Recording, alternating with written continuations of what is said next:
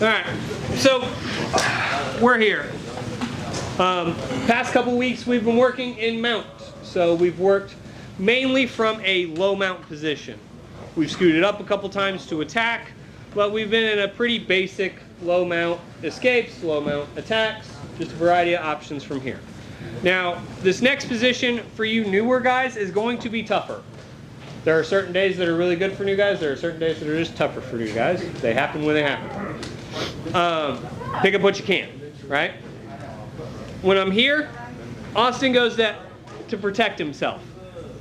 Sometimes it's just real tough to get him to move his arms, regardless how right I do it. Sometimes staying in that low mount is just difficult, so I don't want to stay here. So all I'm going to do, I'm going to look to drive my knees underneath his elbows and pin his arms up as high as I can. So the way I like to do that, I'm going to grab the top of his head and reach out with a good base with my other hand. I'm going to slide this knee up, slide the other knee up as much as I can, till I can get Austin's elbows up here. It's not going to happen that smoothly. You're going to have to scoot up a couple times for demonstration purposes. We are here, right? Boom. As soon as we get there, I'm going to use the hand that's on top of that head to pick up his head that little bit. And I'm going to lean over to take all the weight off this leg and put it on this hand and the opposite knee. All right? I'm going to scoop his head up, sit my leg under to where my foot touches my knee. All my weight's going to sit on Austin's chest. Super comfortable for him. This is S mount. The nice part is if you can get to S mount and do it properly, you've submitted him, you just haven't decided how yet. Most people, once you get to this point, you should be able to finish them. Unless it's me, then it just sucks to suck. You just don't get to sub me. So, we're going to work on getting to S mount first comfortably and then working on a couple different submissions here. So the way I will generally do this, I'll be working, doing stuff, trying to do it.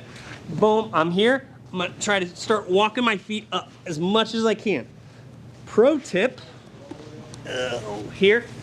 When I'm here, I'm using my feet next to his body to drive up and keep a solid base there.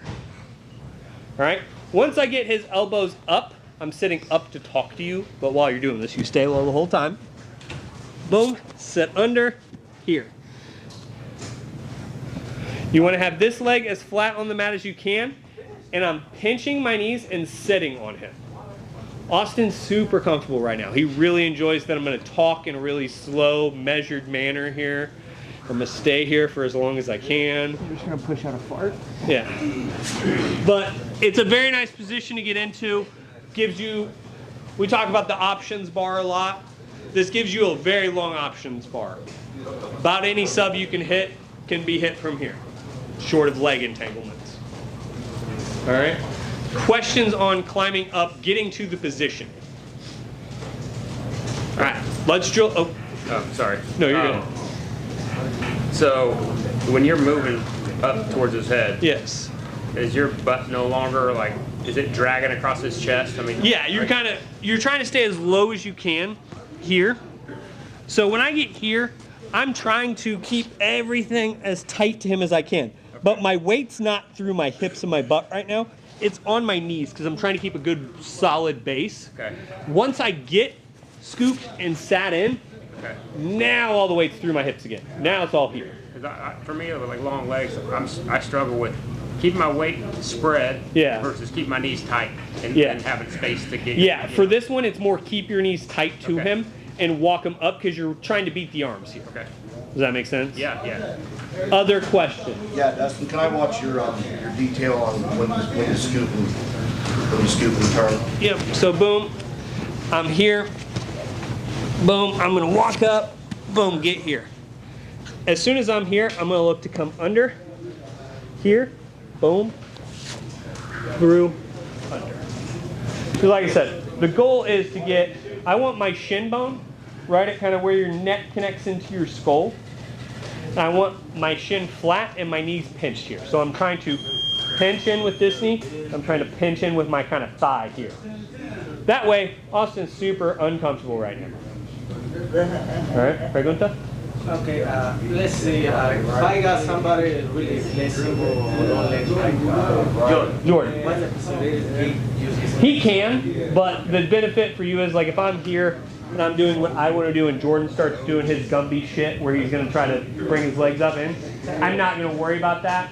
You're going to have to clear and keep your elbows in and hand fight, but they shouldn't be able to get you off of that if you're in a good position. Because even if I'm here with Jordan's Gumby ass,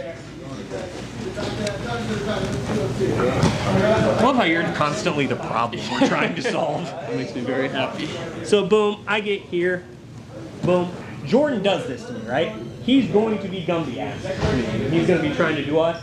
I just have to keep a solid base here and not let his, not get there. Like that's the problem. Like he can get one through, and I'll be honest, if he starts doing that, I'm going to start doing unfriendly things that way to make him reconsider bringing his feet to my face. But if I stay low here and Jordan starts trying to do any of that stuff, I'm just going to, like, you're not going to S-Mount to hang out. You're going to sub him. So once you get there, he's going to try to throw his feet up. They're going to try to do whatever they can. You're going to have that rodeo moment, right, where they kind of buck and move and try to do whatever they can. You got to ride that out for a second and then attack.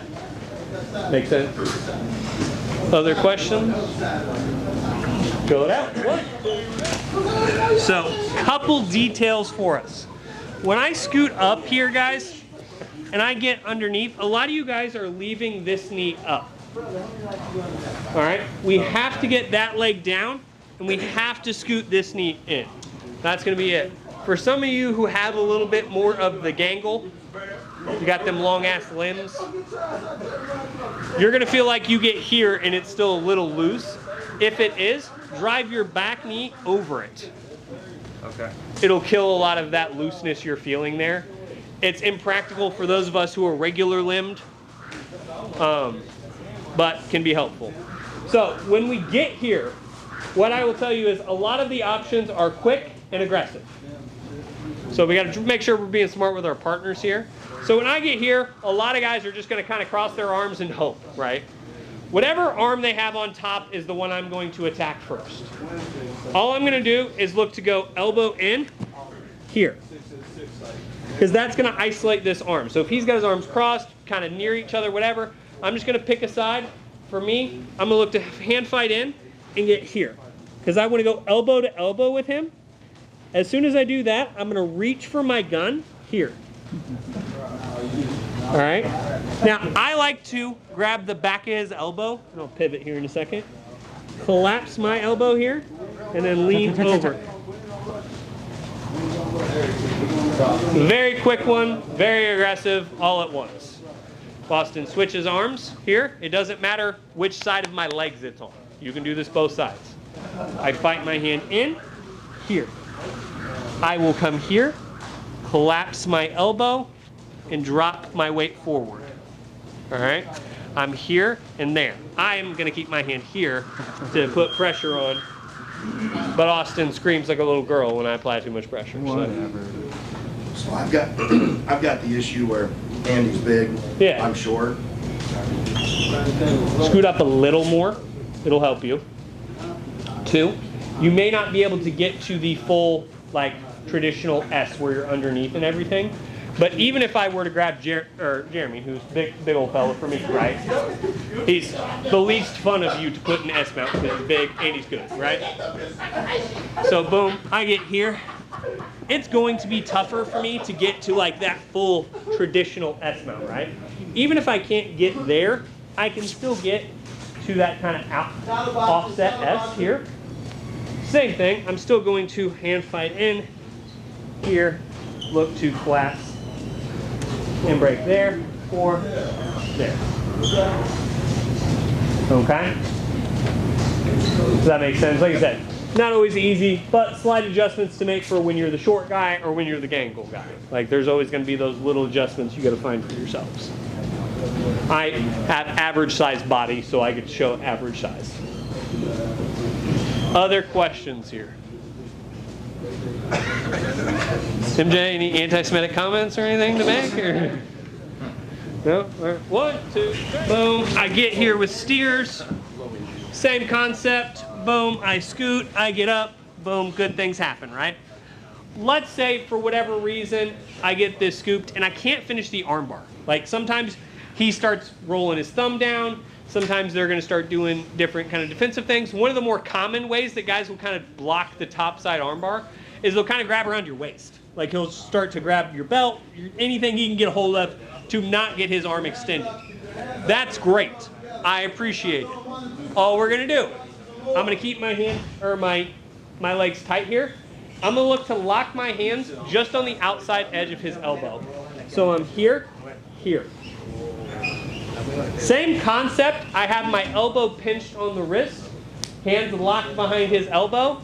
Slowly, because I like Austin most days, I'm going to turn away from his arm. So I'm here, here, I suck this up. Do you see how Austin raises his hips there?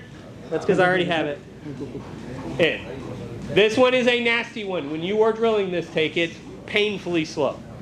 If I do it on the other arm, I'm here, boom, same concept. I pinch, hand grip. That much pressure is going to start tearing his shoulder apart. All right? This isn't one you have to overthink the room on. This is one, if you're in good position, here, here, it's already in. All right? Yes. So I'm going to step off of Austin because I like him today. So whenever I lock my hands, if Austin's arm's right here, I'm trying to lock right behind the point of his elbow, and I'm trying to almost put my wristwatch on the point of his elbow. So I'm kind of here. So if I get back into position, boom, here. If I get here, a lot of people will kind of grab real low here. If I have Austin's arm right, I'm literally using kind of that wristwatch on the bony part of his elbow. There. Locked in. You can do that one pretty quick, pretty easily. If you get here, like I said, it's a matter of time and what you want to submit them with, not if you submit them. All right. Questions on this elbow grip, Kimura? Yeah. Gordon. I know, obviously, the defense you can do is just straightening that arm so they don't have that elbow bend. Yeah. Obviously, I know there's something else you can go to from there, but is there a way to really force that elbow being bent? So if let's say, this is my go-to and I really want to force him to it, what I'm going to do, I'm going to come in for that elbow grip here, and then instead of trying to go here, I'm just going to bend over the top of it. Does that make sense? Yeah. Almost like you're trying to finish that mounted triangle. Yeah. Like that type of bend here. Boom. And that's going to allow me to get the pressure on it to be right where I want to be. Okay. You can force it, but you're going to have so many options from top, like you don't have to. Other questions? Chill her out. 1, 2, 3. All right. So once again, I get here, I get up, I get to S-mount. I'm doing unsavory things because I'm mean to Austin, right? That's just how life works. So one of my favorite things is, boom, I clear this arm, boom, I go, and for whatever reason, I just cannot get this arm to do what I need it to do, right? I just cannot get this arm subbed out. He's moving his elbow, he's tough, he's just doing whatever I need him to do. Nice part is it leaves this other arm unattended. Generally, it's not defending itself because he's so focused here. So you guys all know that I'm a sucker for up-close magic tricks. It's my favorite thing in this world. If you ever want to see me act like a little child, have someone do magic in front of me. I'm a child about it. So, boom, I'm here, I'm doing it. Boom, all I'm going to do, once again, I like to just scoop up. My knee that is pinched in, I'm just going to drive in, here. Now, I'm going to stay topside with this. You can sit back and finish this as a traditional armbar. I don't want to. I'm here, shin to face, because you signed a death waiver and that's your fault, not mine. Arm to chest, hips forward. I can see it. Armbar. So boom, we're here.